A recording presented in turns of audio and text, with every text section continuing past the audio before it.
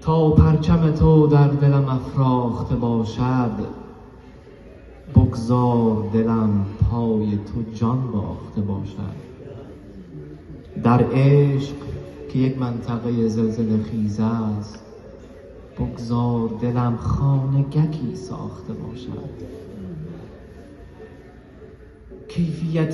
کیفیت یک شعر در این است که شاعر قبل از همه باید به تو پرداخته باشد.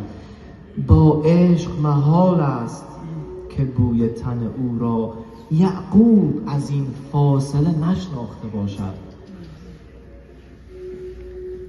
با عشق محال است که اینقدر مسافت بین من و تو فاصله انداخته باشد.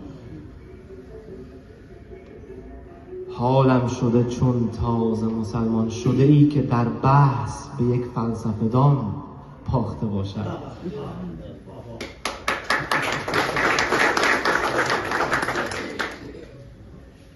بعد تو دلم مثل هراتی است که چنگیز با لشکر خود تازه به آن تاخته باشد.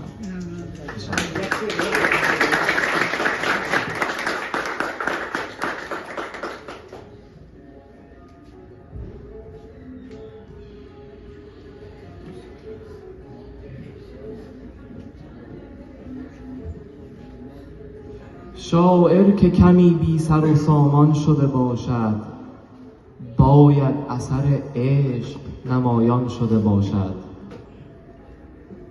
قلبی که به بیماری عشق است گرفتار، حیف است از این عارضه درمان شده باشد. شاه است گدایی که شجاعانه در این راه دلباخته دختر سلطان شده باشد.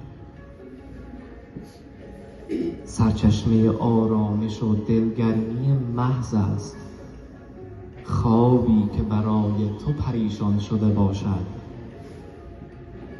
جز عشق چه باشد سبب خشکی لبهاش، بحری که به یک باره بیابان شده باشد.